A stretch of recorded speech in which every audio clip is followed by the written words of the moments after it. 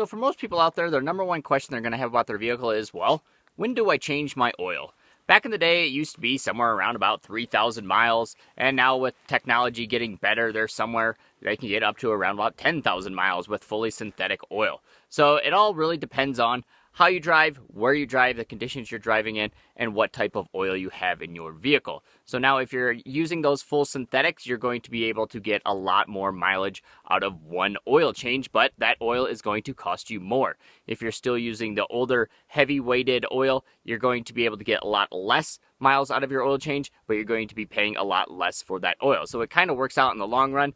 It just depends on which oil your vehicle can take and what you can afford for your vehicle. Again, those new oils, the fully synthetics, are going to be more expensive, but they will be a lot better for your vehicle in the long run. They're a lot thinner, so they're actually going to be able to go down to a lot colder temperatures as well. So a lot of the newer vehicles are going to be moving towards those newer fully synthetic oils. So now with that being said, how do you know what oil your vehicle takes? First off, you can look inside your owner's manual. That should tell you, but if you want an easier way, if you just look at the plug, that's where you fill your oil at, it should say on that plug what type of oil is made for that vehicle. That doesn't mean that you only have to use that oil. That's just what's recommended. You can always switch to, say, a fully synthetic oil if you'd like to. Just make sure it is compatible with your engine.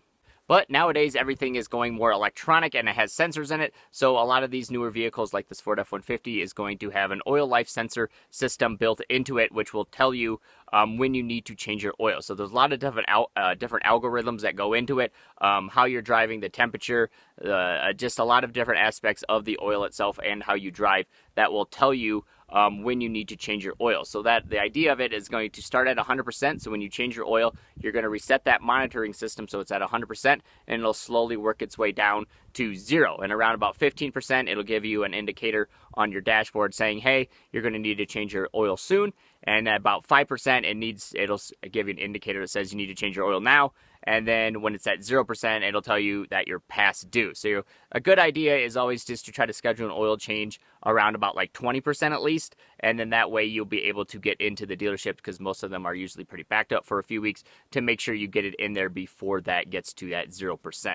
But the big question on everybody's mind is, well, do you actually go by that system? Does that system actually efficient and doesn't work right? Well, for the most part, it does. It's going to take in, again, all the algorithms of how you're driving and everything like that in order to tell you when to change your oil. There are people out there that are going to swear that no matter what oil you have, you should change it every 3,000 miles, and their vehicle has been running great. Well, that's actually true. Like, if you want to change it every 3,000 miles, the sooner the better. You could also change your oil every 100 miles, and it'd be even better for your vehicle, but that's just kind of unheard of, and it's going to cost you a lot of money in the long run if you want to change it every 100 miles. So if you have the money and the time, and you want to change it every 3,000 miles, that's probably going to be really good for your vehicle, but you might be changing it earlier than you need to be. So if you would like, obviously you would go by what the sensor says. You'd be able to get probably at least double out of that and get at least 6,000, 7,000 miles in a regular oil change. My F-150 here says just on normal wear and tear, just if you're doing normal driving, you should be able to get between 7,500 and 10,000 miles. And just with moderate driving, with like heavy equipment, towing something like a trailer, you should get between 5,000 and 7,500 miles. And with extreme driving conditions, really hilly, towing max weight, everything like that, you should be able to get between at least 3,500 and 5,000 miles. So that kind of shows you where your parameters are at. Obviously, your vehicle might be a little different, but it should show in your owner's manual some recommendations of when you should be changing your oil. So I hope this video helped you guys out for when you need to change your oil. Again, biggest thing is to look at your owner's manual and see what that says. Second off, you got the oil life monitoring system in your vehicle. Usually go by that as a good sign. Don't wait till it gets down to 0 though, usually around about 20%.